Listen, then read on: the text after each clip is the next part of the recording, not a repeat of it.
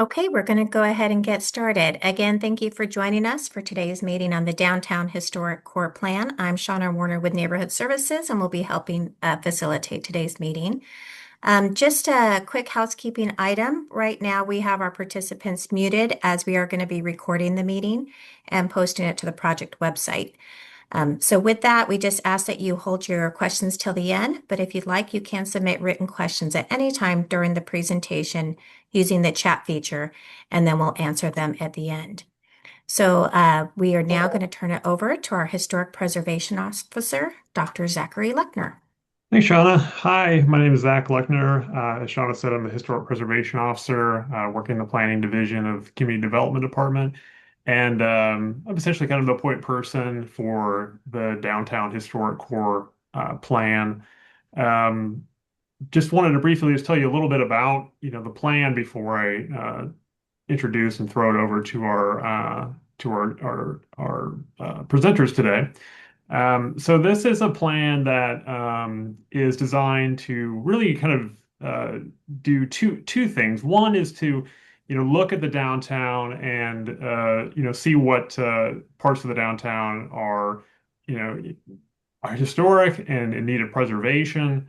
So one question is how do we preserve kind of the key elements of our downtown past, while at the same time, number two, figuring out a way to also, encourage continued robust development in the downtown, which is obviously an important uh, priority. So there's really kind of two key priorities of the city. One is to encourage development, particularly in the downtown area, while at the same time, ensuring the preservation and the adaptive reuse of historic properties in the downtown. So it's we're looking at those two things as not necessarily having to be in conflict with one another. So one of our objectives is to see how we can have both of those things, development, also historic preservation, work together effectively. So that's really one of the ultimate goals. And in terms of kind of more of the details about how that would be accomplished, I'll let our presenters detail that. So I'll be here to answer questions if you have them at the end. But I'd like to go ahead and turn it over to Stephen Davidovas from MIG, one of the consultants that is working with the city on this plan, as well as MIG's sub-consultant PMM, which is represented here by Corky Poster of PMM. Guys, let you go ahead and take it from here. Thanks for being here. Thank you very much. I'm going to start off. My name is Corky Poster. I'm an architect and planner in Tucson, Arizona. I'm with Poster Murto McDonald. Our practice is pretty much divided equally between historic preservation practice. All throughout Arizona, we're working on a couple of projects in the greater Phoenix area, all the way down to Naco and Bisbee. And we've been doing that for about 45 years. But the other half of our practice is in development, housing development in particular, and more specifically, a lot of affordable housing development, although we do market rate as well. And so we are a subconsultant to MIG. I'm going to let my colleagues introduce themselves. Start with Stephen Davidovos and then go to Jen Levstick as well. Stephen? Yeah, thanks, Corky. So yes, my name is Stephen Davidovas. I'm with MIG. We're a multidisciplinary planning firm that does a lot of work on the West Coast and in the Southwest. And our backgrounds here are really in sort of urban design and long-range planning, and then downtown planning specifically. So yeah, we're excited to be here today and to talk about the Downtown Tempe Historic Core Plan. I'll pass it off to Jen Levstick as well. Great. Thanks, Stephen. Good afternoon, everyone. I'm Jennifer Levstick, and I work with Westland Resources here in Tucson. And I'm part of the team to sort of support the historic preservation efforts. I am an archaeologist, a historic preservation specialist, and architectural historian, and I've done several projects in and around the Tempe and Phoenix areas. So, thanks. Thank you. Stephen, you want to go to the next slide? So today we're going to be going through a very specific agenda. We have a presentation that we'll be doing that includes the plan approach, what process we're working on, and a timeline. And then we're going to go through the plan goals.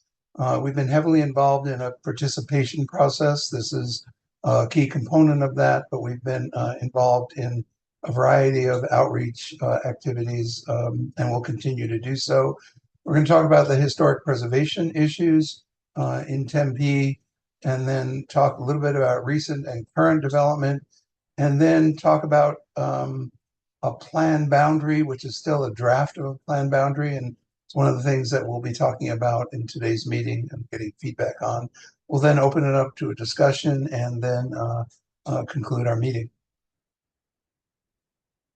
Stephen, can you talk about the approach a little bit? Yeah, so a little bit of background on this project and this process. Back in 2023, the city of Tempe adopted the general plan called Tempe Tomorrow General Plan 2050, and it was then voted in by the voters of Tempe the following year in 2024. And the general plan that is currently adopted had some objectives and policies related to establishing what it called a downtown historic core plan. And the goals and policies related to that were really oriented towards providing a framework for balancing historic preservation as well as development. And so Corky mentioned the boundary. And so I just want to reiterate the focus or plan area, which we're calling the downtown historic core, is still being established. So we'll show you a draft boundary during this meeting and at the in-person meeting later this afternoon. With the intent of, getting additional input on that boundary and what everyone here in attendance thinks of as the downtown historic core and what that means. Just to quickly go through the sort of process or timeline here, phase one of the project is really sort of the existing conditions review and included some site walks and walking tours. The phase that we're in right now, we're calling the engagement and existing conditions analysis phase. So including lots of stakeholder meetings, an interactive community survey, which we'll talk more about, and then community meetings. This is actually the first community meeting, so thanks everyone for being here. And then to accompany those items, existing conditions analysis, starting to draft that historic core boundary, and then doing an inventory update of historic properties and resources within downtown. And then all of this will lead into 2026, where we start what we're calling the plan development or working phase. You'll see that there are additional stakeholder meetings and additional community meetings in this phase. So there will be additional opportunities to provide input based on draft materials, which will be coming in the new year. And then the ultimate goal, which you'll see on the right there, is to have a fully adopted plan by July of 2026. And then I'll pass it back over to you, Corky. Thank you, Stephen. I wanted to go through our goals in the plan, basically our scope of work, but really the things that we're aiming to accomplish in the historic core master plan. One is to celebrate history. Tempe has a long and important history, and we're looking to expand historic resource protection, doing some inventory and protecting key buildings, and exploring historic district opportunities. We're very much committed to promoting context-sensitive development. As Stephen and Zach had said earlier, our goals are really to balance robust development with historic preservation. And we'll be doing that by establishing design guidelines and creating guidelines for new development with sensitivity to the historic properties of the city. We're interested in a vibrant mixed-use growth, which will include adaptive reuse, possibly incentivizing reuse of historic structures, and also making sure that we have a balanced approach to development. We're going to explore creative ways to provide financial incentives so that development and historic resources can coexist. and also explore the feasibility of overall community and new family serving land uses that are underrepresented in the downtown area. Next, please. Economic vitality is key to what we're undertaking, and our goal is to enhance that vitality, promoting infill on underutilized parcels, promoting historic tourism and local businesses. We've been very clearly told that Tempe wants to maintain its uniqueness in terms of both tourism and local businesses, and then balancing density to ensure that economic developments can protect historic preservation, and looking at that on a parcel by parcel basis. And then strengthening downtown Tempe's identity with a really strong commitment to looking at public spaces and the public right of way, and then also enhancing connectivity throughout and beyond the downtown with a focus on wayfinding, potentially public art and historic artifacts, and connections to key adjacent institutions and landmarks, including ASU, the Tempe Center for the Arts, etc. We've been involved and asked to undertake a very robust outreach program, which we are heavily involved with now. On September 9th, we met with the Development Review Commission, and the takeaway from that was to appreciate historic buildings and emphasize the indoor and outdoor connections to public realm, but also to make sure that we have a balanced approach to development, not only preservation and not only development, but getting the two to work together in a symbiotic way. And the next night, we met with the Historic Preservation Commission, and as you might expect, they were very interested in maintaining key stakeholder involvement throughout the process. They want us to protect historic sites and consider visual and archaeological impacts, especially to Tempe Butte, Oid Bad Doag, and limited high-rise and parking structures in the quarry area to create an urban park. These are specific recommendations from that September 10th meeting. We've been having small stakeholder group meetings. I think we're up to 6 or 7 of those.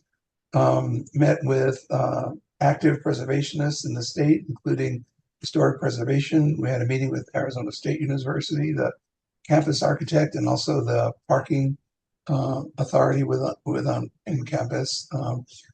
Conversations with the Tempe Authority, with the Gila River Indian Community, historic business and core businesses and property owners, Chamber of Commerce, Tempe Museum, and you can see that list. We are committed to getting all voices heard. We're in the listening process and carefully trying to make sure that each and every one of the voices that has a stake in downtown gets a chance to express their views and opinions. So what are we hearing? And this is kind of a compendium of comments from all of the stakeholder meetings we've been having. Preserve the connection to the Butte, including the view shed from downtown, and emphasizing the cultural importance of the Oid Bag Doag, or the Tempe Butte. Use the public realm to tell the story of downtown with a focus on comfort and shade as critically important. Explore financial and process incentives to preserve historic properties. The balance between development and preservation is key. The character and authenticity of Tempe's historic core is part of its uniqueness. Connecting the old and new needs to be skillfully and carefully done. A gathering space is missing in Tempe. Tempe needs, and the term that was used in our meeting was stickiness, a reason to stay.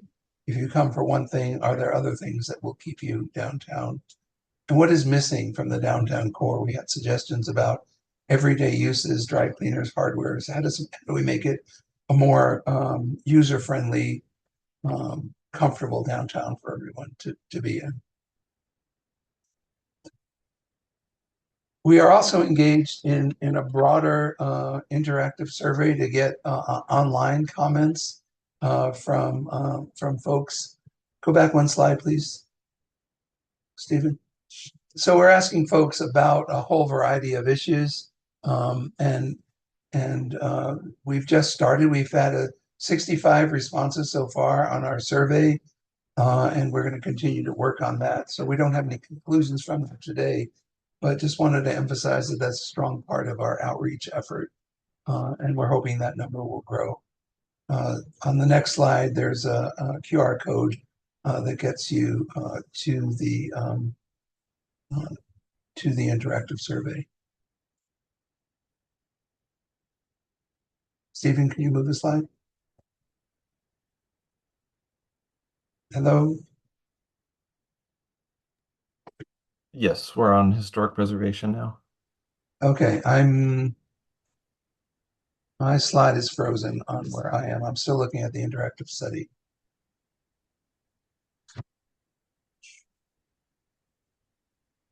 Well, I can go from there we go. Thank you.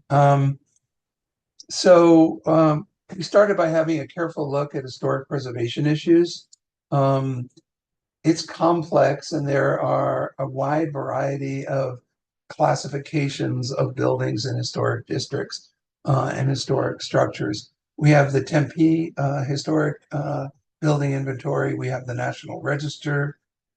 We have co-listed properties that are on both lists, and then potentially eligible projects that are either on the preservation list or the National Register, but need further study to really understand. And you can see from the slide that they are clustered in and around the downtown area.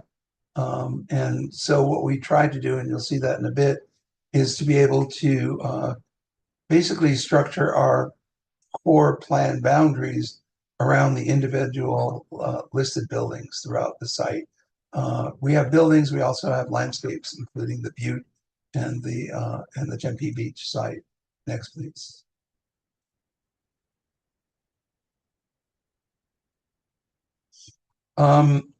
We have taken a rather complex set of information that exists in a variety of locations with a variety of conclusions and distill that down into a new Tempe Historic Core inventory matrix. This is the first page of that. There are 5 pages and a total of 30 properties involved in that. But I just wanted to use this first page as a way to explain how the inventory is structured. We have numbered buildings starting with 101 to avoid any confusion of any previous numbering systems. The common name of the resource and some alternative names, if there are any. We have the address, the current owner, and some information about when it was built and remodeled, some thumbnail photographs of the structures so that we can locate them in our mind. And then we have 3 categories, whether it's on the National Register of Historic Places, the Tempe Historic Building Inventory, or potentially eligible. That is probably not in either of those, or certainly not on the National Register. And then each of these properties has some backup information. This is not a live link yet, but eventually, if you click on the link to the Tempe facility directory, it'll get you to the description of Old St. Mary's Church. If you click on the next one, you'll get to the written conservation easement that exists on a handful of properties. And click on the last one, you'll get to either an inventory form or the Tempe equivalent inventory form. And then in the last column, we have comments on the current use and integrity. We have gone door to door, street by street of all of these resources and made current notes about information that we have as of today. And you'll see in that column, it's a thumbnail description, but it gives some of the most current information about each site. As I said before, there are 5 pages of this, 30 properties in all, but I just wanted to use this first page as a good example of different kind of properties. You can see St. Mary's Church, you can see the Harrington Burchett House, which sits on ASU campus, the Harry Walker House, which has been moved, the First Congregational Church, which has had modifications recently, Governor Benjamin B. Moore House, you can see there, and then Tempe City Hall, a mid-century modern building. And that's a pretty interesting summary of all of the things that are listed. And of course, they go one by one, and we'll be issuing the final version of that in our final report. I think that's going to the Historic Commission next week, and they'll have a chance to review that as well. Next, please. And what are we hearing about downtown preservation? It's important to recognize the historic context and preservation outside of the designated historic properties. Include and recognize the Butte and its importance to Tempe, including its visual importance and view sheds. What kind of incentives can be developed to encourage preservation of the remaining historic fabric? We've been asked to consider archaeological resources as well, and how that fits in with the context of downtown Tempe and its core. And you'll see later that in addition to a core boundary, we've developed a buffer area around it that is a study area that informs the core and gets some additional recognition. And that was directly a result of what we heard from the Historic Commission and our Historic Preservation focus group. I'm going to turn it back to Stephen to talk about development issues, and then we'll get through the rest of the presentation and come back to discussion. Yeah, so you can see here on this map, as many of you probably know, there's been a lot of development in Tempe over the last few decades. So the light orange color there is essentially showing all recent developments that have occurred since the year 2000. And then in the darker orange are essentially either approved plans, entitled, or under construction projects. So what we're left with is all of that gray area, which is the areas that are either haven't been redeveloped or have been developed older than about 25 years. And then what are we hearing with regard to development in downtown Tempe? So number one, having a distinct identity has economic value. And then the idea that historic preservation along with good urban planning can present economic benefits. It would be important to respect the past, but not kill the future, and not slow down development for the sake of the historic fabric, but balance those together. Identifying design and scale elements that should be reinforced, including the pedestrian experience and pedestrian scale design. Respecting the historic character and respecting the new. So again, going back to that, trying to find that balance. And then the importance of development agreements, because every site is different and has unique challenges. And so as we get into the draft plan area, it's important to understand the context of downtown Tempe, and then, of course, the three words that describe, this project. So the first one being downtown. And so the first piece we're looking at here in that light green are parks and preserves. So Tempe Beach Park, the Tempe Butte. And then we start to layer in civic spaces. And then ASU.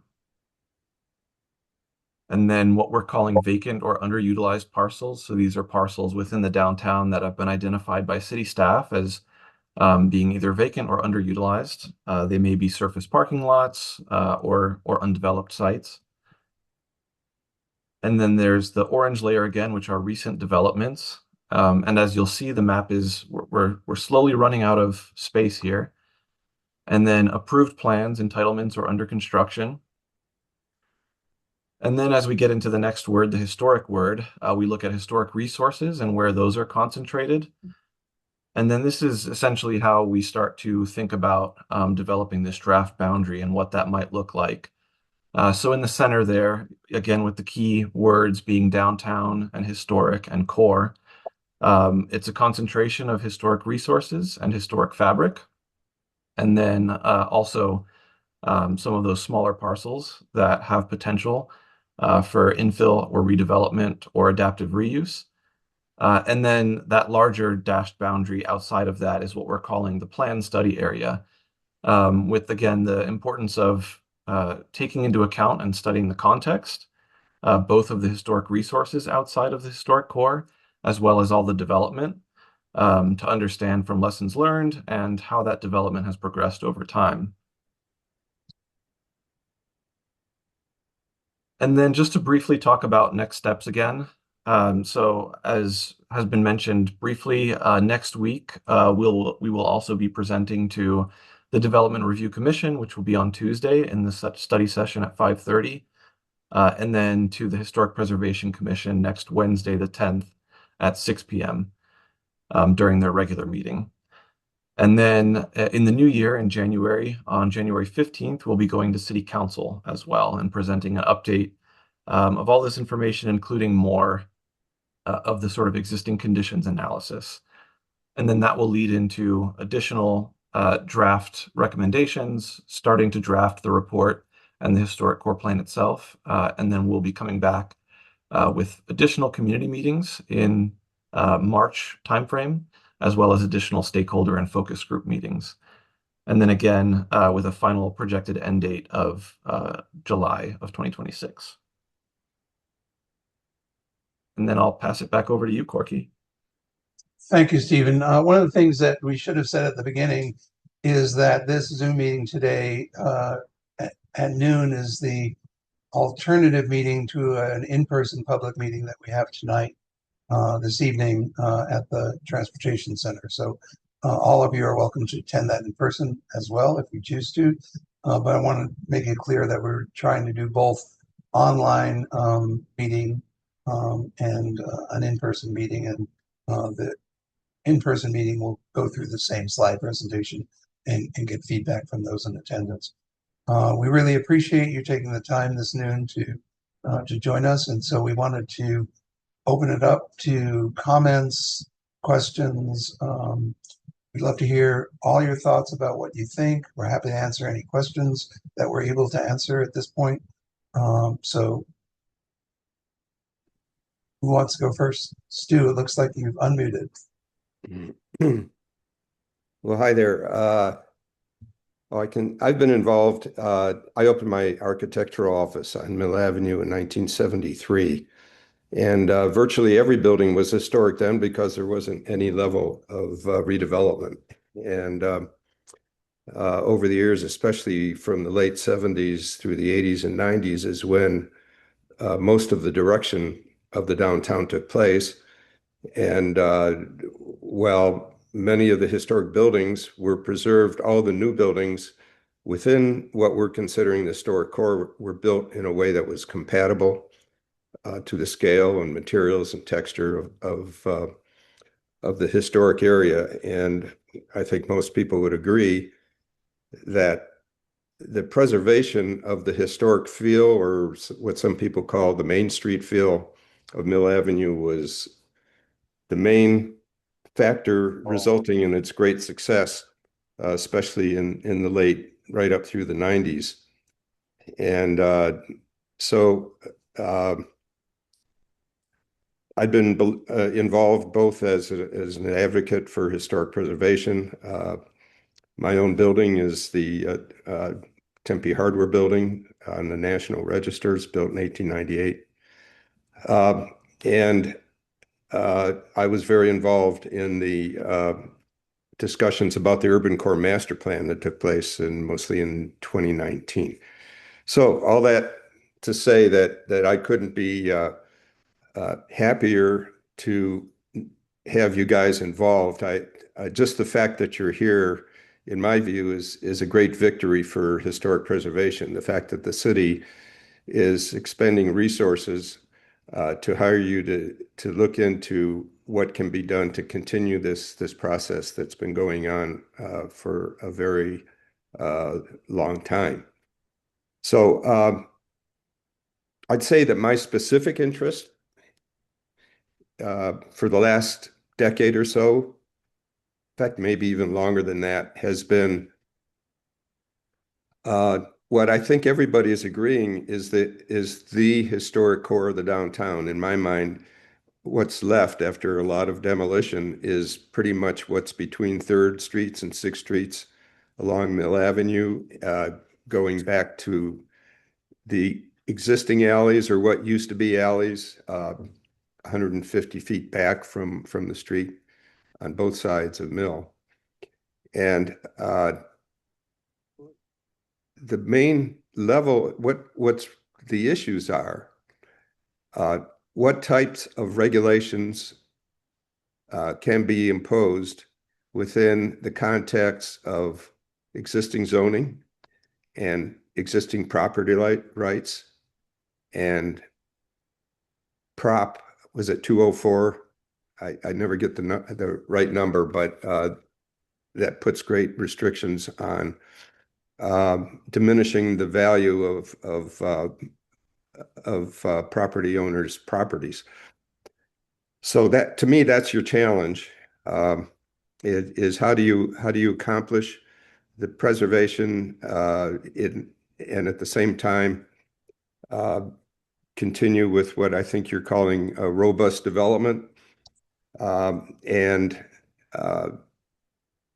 retaining the scale. Most of the discussion on the Urban Core Master Plan is what happens if a property owner wants to put a high rise within that historic core, and what carrots and what sticks are involved to ensure that the historic character that exists today will not only be preserved but strengthened.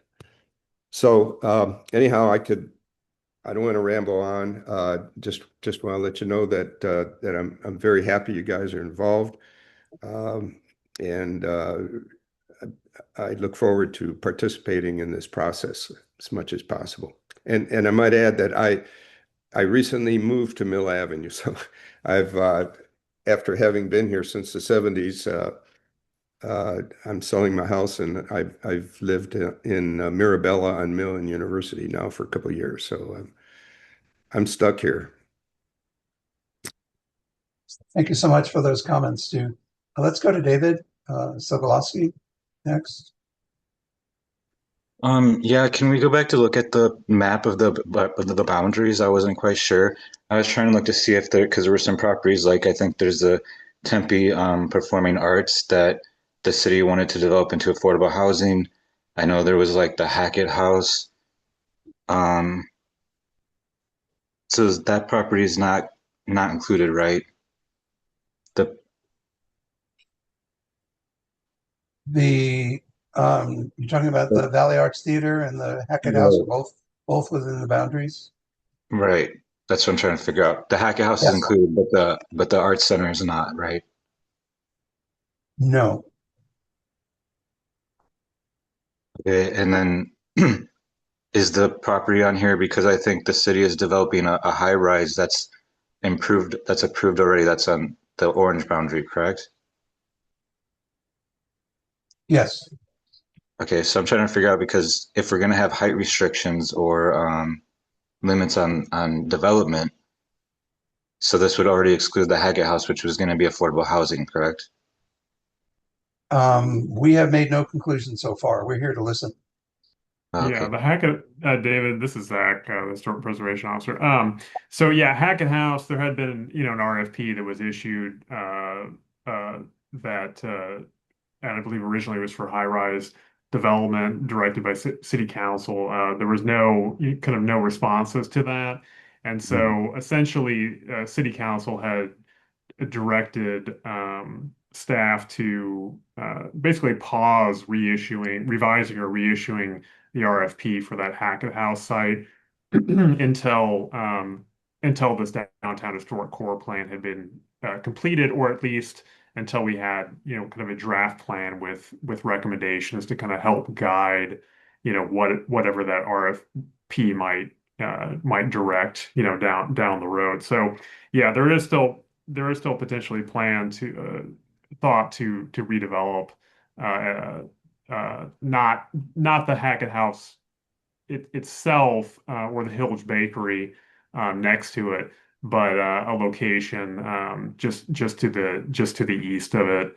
But obviously, from a historic preservation standpoint, we would be obviously taking into account, the Hackett House building and, how any new development might impact that. But in terms of the specific guidelines or what might be done there, that's still yet to be determined, as I said, in part at the direction of council to await the conclusion or at least more information gathered from this downtown historic core planning process.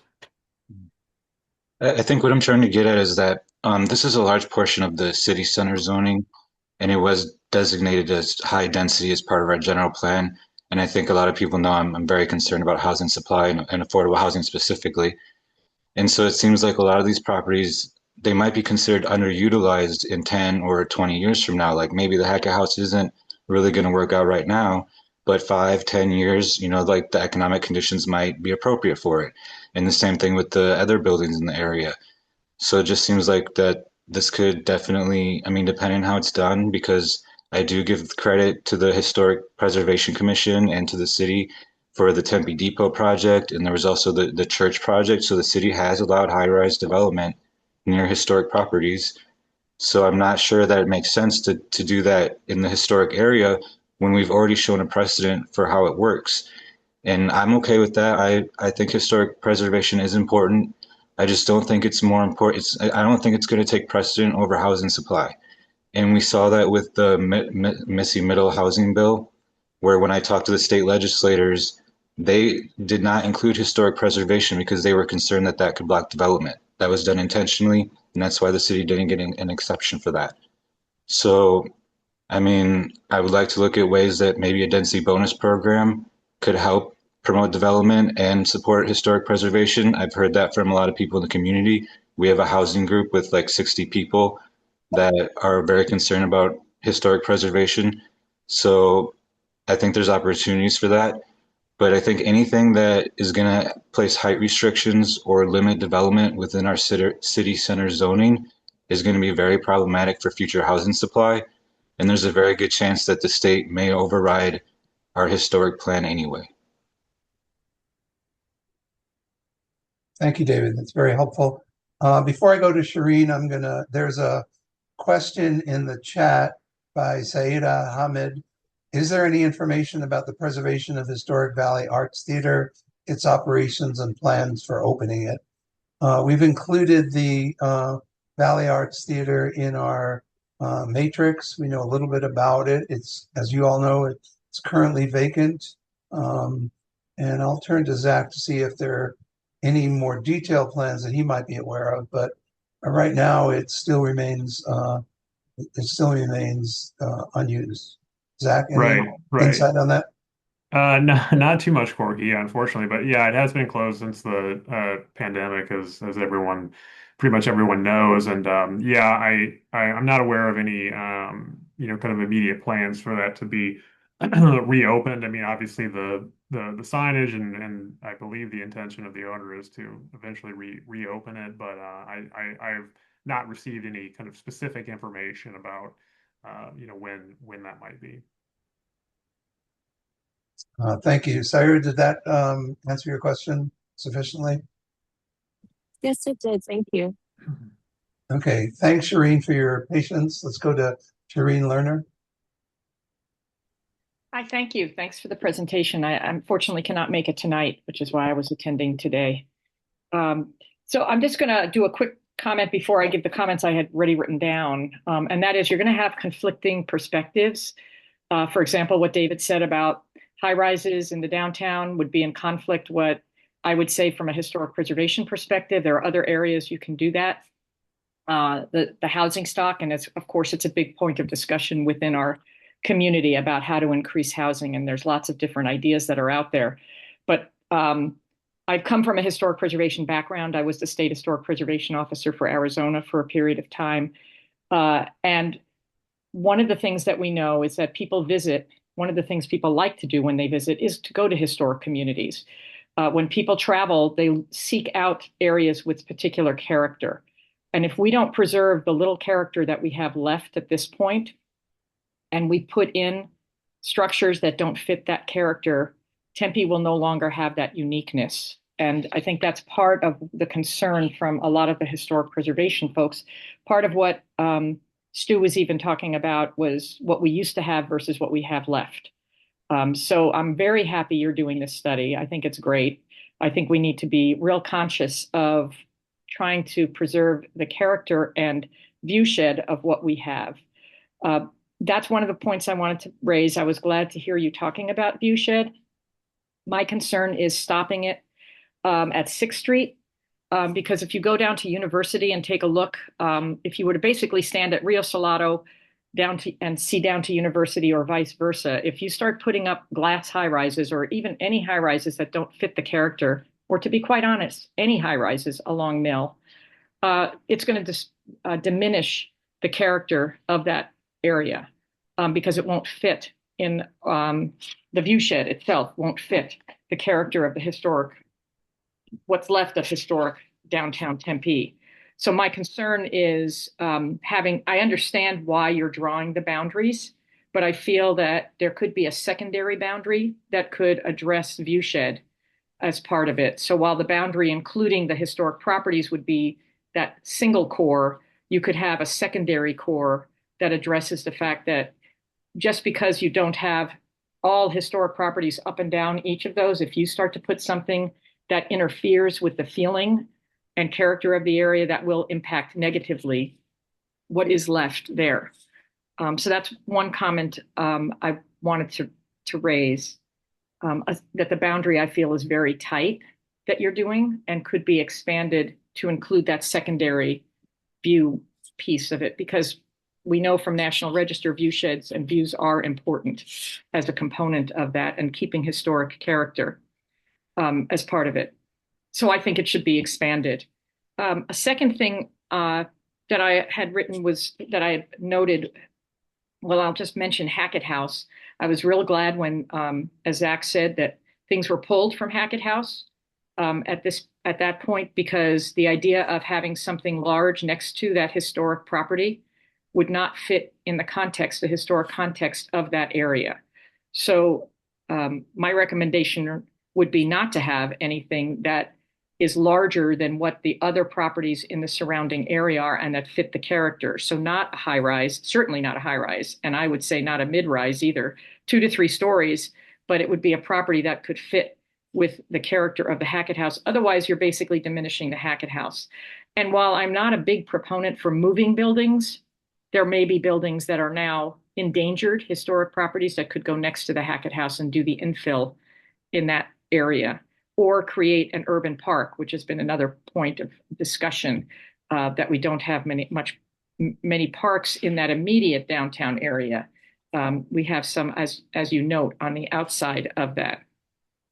So those are a couple of points. I do think that it's important to look at some form of, as more development goes into the downtown, and I include the downtown heading over to College, let's say, but as we've increased the number of properties with high rises and other developments in that area, it's more and more expensive for people to continue to maintain and own these historic properties that they have in those areas. And it would be nice to include something that could say, what tax incentives could we give? What kind of incentives can we give historic property owners for keeping and maintaining those properties, rather than selling it to a developer to be removed?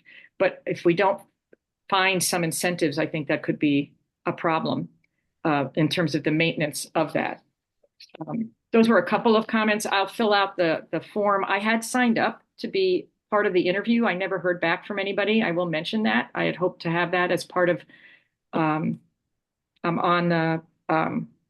just getting onto the Historic Preservation Commission, so I know you'll be presenting there.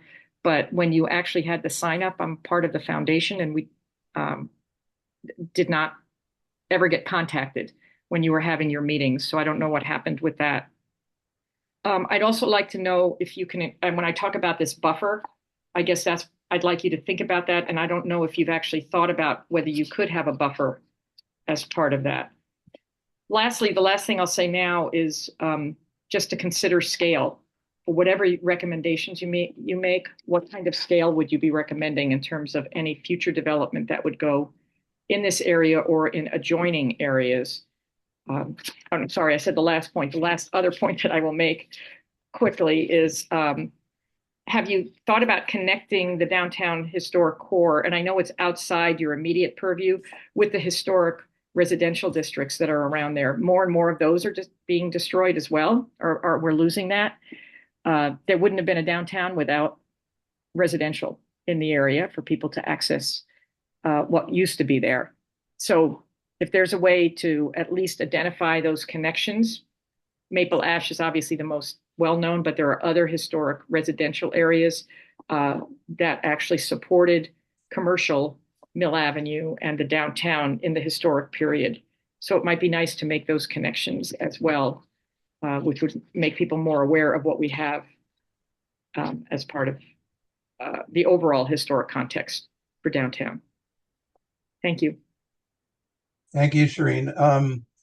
Thank you for that detailed and articulate commentary. It's kind of interesting to juxtapose David's and Shireen's comments. It's really the balance that we're trying to reach. The key part of our charge is to respond to David's comments and to Shireen's comments in a way that that balances those two. I did want to just respond and make sure I understand about the boundaries. Stephen, if you could go to the boundary map. I think, Shireen, we've done what you've asked us to do, but I want to make sure that I'm correct in that. So what we've done is we've created a core, but that other dotted line is exactly what I think you're recommending, that we have a larger study area, a context area that looks at view sheds, looks at all that long list of things that you suggested. So we've heard that from others. Thanks for repeating it today. And I think we've responded to that, but I'd love to hear from Shireen whether we've missed the point of your comment or whether we're covering it with this map. No, my understanding, and I guess that maybe I was not understanding, I thought that was the study area, but not what you might expand upon as part of a core area. So I recognize you're studying all of that, but when I looked at that, and I just looked at it briefly while you were showing it, but does that mean that you would be including that as, what I'm saying is there's a core and a secondary core, but the way it looks when it says planned study area, that is exactly what I was talking about, but how will that be incorporated into the overall plan document as part of the core? I think we're not there yet, but it's feeling to me like we might have some recommendations outside the core for some of that other properties. We might have different levels of recommendations for the two areas, but it's not just looking at it and then ignoring it in the next phase. We do intend to have some thoughts and comments about the greater area as well. Thank you. Okay. Other comments and questions? Let's go to Rob before we come back to you, David. You mentioned, is this the first time you've talked with Stu Seifer today? I think so. I'm trying to remember if Stu was in. Stu was in one of our focus group meetings previously as well. Okay. And this is in regards to also the Harkins movie theater. Have you talked to them as owners? Not yet. They're on our list, and Okay. I think they were planning on joining one of the meetings and weren't able to at the last minute. Okay. And then you said you talked with the Gila. And you haven't had a chance to talk with SRPMIC? We've talked to both SRPMIC and GRIC. Yeah. Okay. In the intro, you only referenced the Gila, so I got Well, both were on the list. I just stopped reading the long list. Oh, got it. So with the SRPMIC, would you consider, instead of having them as stakeholders, actual consultants within this process so that they are a partner, a direct partner working with the team one-on-one versus simply being a stakeholder? Well, we have set up separate meetings with the tribal nations outside of the stakeholder structure, and we've had continuing conversations with them. Okay. Yeah, so we've outreach to those communities on a more specific and more special basis, if Okay. that's what you're getting at. Okay. Yeah, I mean, I think it would be really helpful to have them almost as part, a very intimate part of the process as possible. Especially as we're relating to the view sheds and the butte and whatnot, and how that associates to a broader legacy than simply the downtown narrative, obviously. So I really appreciate that engagement. On the point of the butte, obviously maps are very linear, property lines are very linear. And what the current boundary does for the butte is it misses a huge part of the topographic integrity. That line is really a poor representation on the east side. It doesn't reflect the butte effectively or the viewshed or the topography on the east side that belongs to ASU.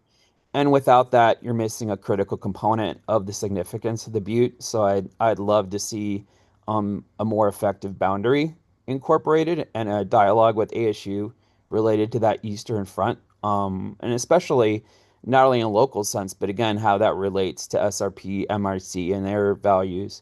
But the map does a ineffective job at representing the actual butte as a landform. So if that could be addressed and incorporated more effectively, that would be awesome. And I noticed too, is there still discussion on incorporating the butte itself into the actual downtown into the actual designation? I see it's kind of in the periphery still. But what's your current take on engaging it into the actual boundary itself? Let me first deal with the boundary question. We are well aware of the topography of the butte. This downtown historic core plan is ultimately a creation and product of the Tempe City Council. They'll be weighing in early on and making a final recommendation. So we felt uncomfortable including land that was not under their jurisdiction. So ASU, of course, is a creature of the state. And so Tempe per se does not have jurisdiction over that, although we absolutely recognize that landform issue. We've had now at least 2 conversations with ASU, and we'll continue to have that conversation on a consulting basis. But we recognize the fact that there is a jurisdictional boundary that occurs between the two. So although that line looks arbitrary relative to the topography, it's not arbitrary relative to the jurisdictional control. And then I guess I want to be clear that there's not a first class and second class status to the interior and the exterior boundaries. We'll be looking at both. We'll be studying both. We'll be looking at recommendations at both. But from the title of the plan, the Downtown Historic Core Plan, we might have different levels of recommendations. For example, zoning or overlays or incentives that would occur within the darker boundaries that might not be appropriate within the lighter boundaries. So I understand very clearly what you're saying. It's very, very helpful, and that input is useful. But the lighter color does not indicate our intent to ignore that from a preservation point of view. And I could be wrong. I think some ASU property you've placed it already inside the core area. Doesn't ASU own the corner of the northeast corner of 7th and Mill? And that might be a Stu question, but isn't that an ASU facility?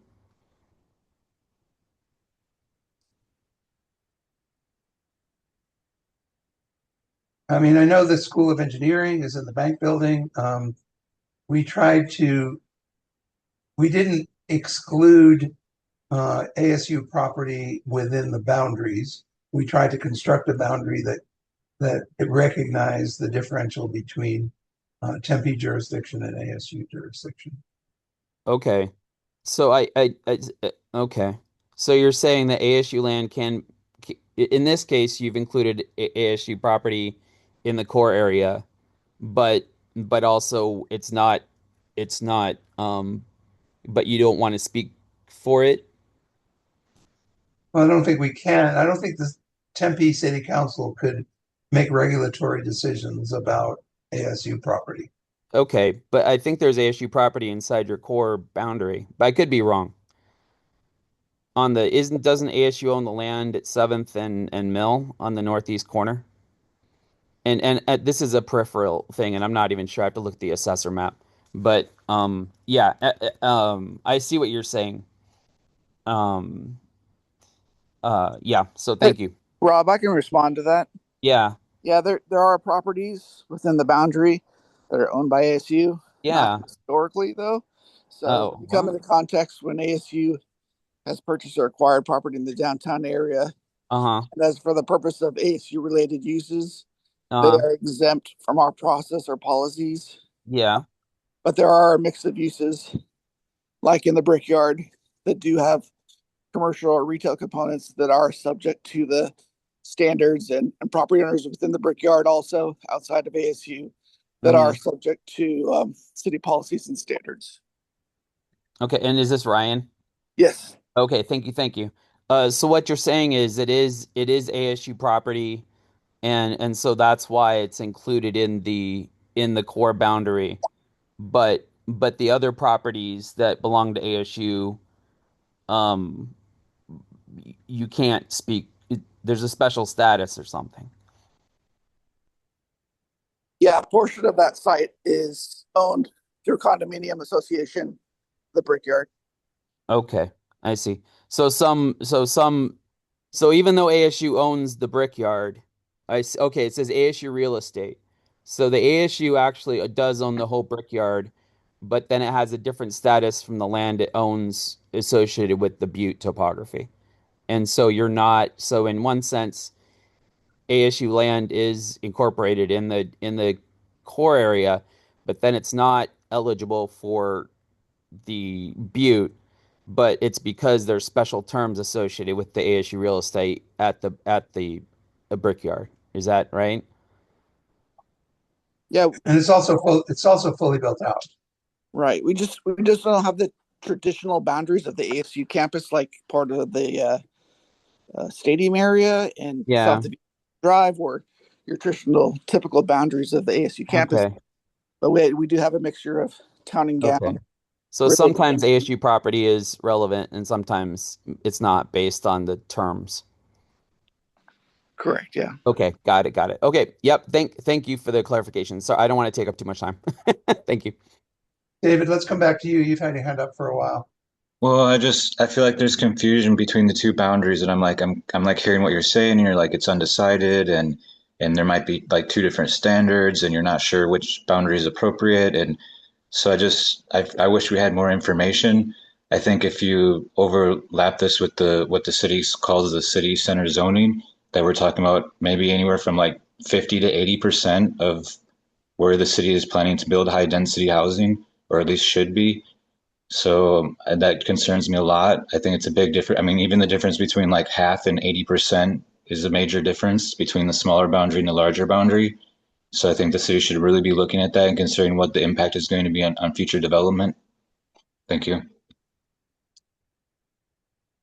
And that's really our intent, David. Our intent is we don't know what recommendations are coming out. We're in the listening phase of this project. We started out with a smaller core and got lots of suggestions to make sure that we at least consider properties outside of that core. And we don't know what that consideration is yet. And we'll certainly be transparent about it when we start coming up with recommendations. Any further comments or questions? Yeah, Corky, I'll just also acknowledge and recognize that, yeah, we do have other plans that had some prior 2006 height study guidelines that recognize high rises in the downtown area. And that study will be looked at as a part of this review process.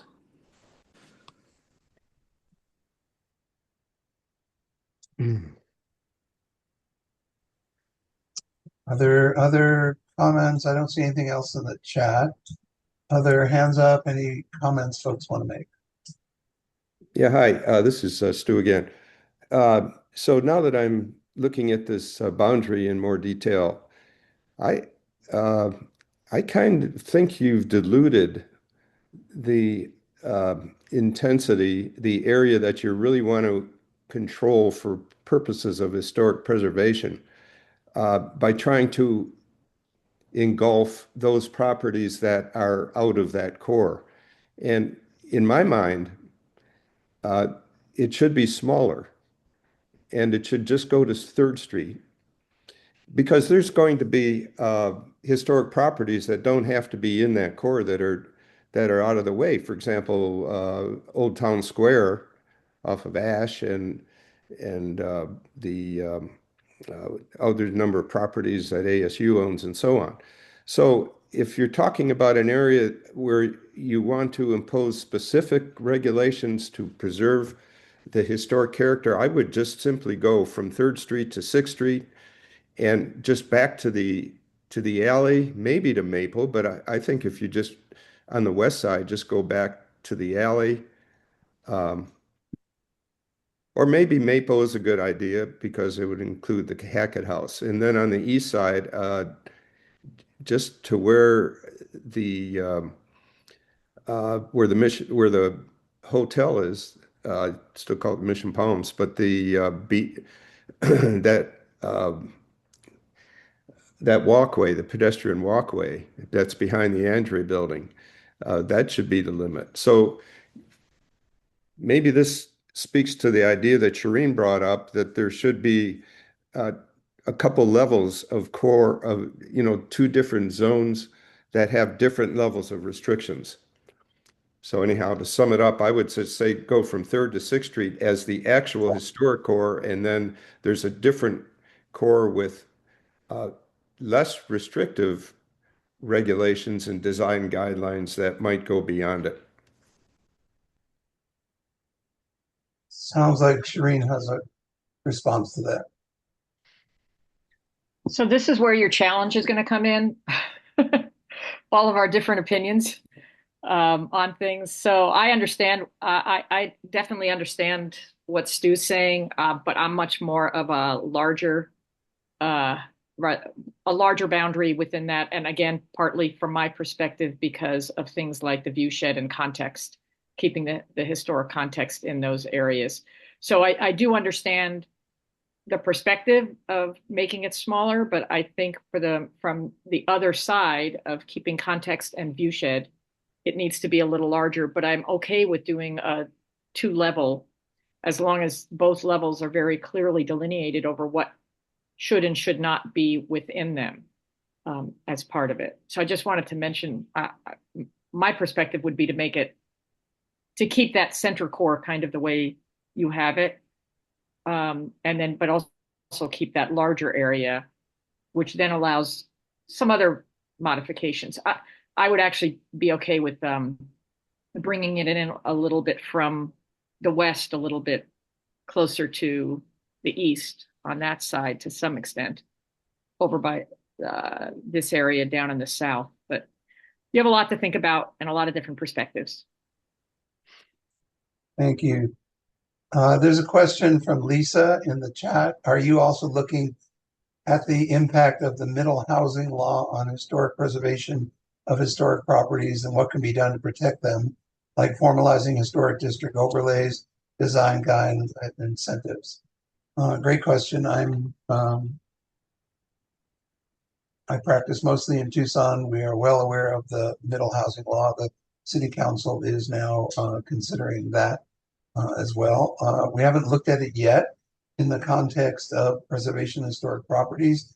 We don't yet know what tools we'll be having in terms of overlays or design guidelines or incentives. Those are all in our toolkit, but it's a great question. That's really a current statewide issue. As I said earlier, Lisa, you might not have been on the call.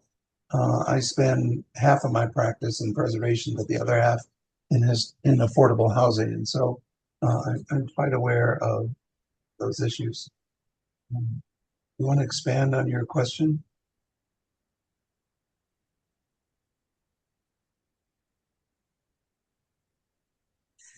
No, that was all I had. Thank you. Thank you. Appreciate the question. Thank you. Other comments or questions?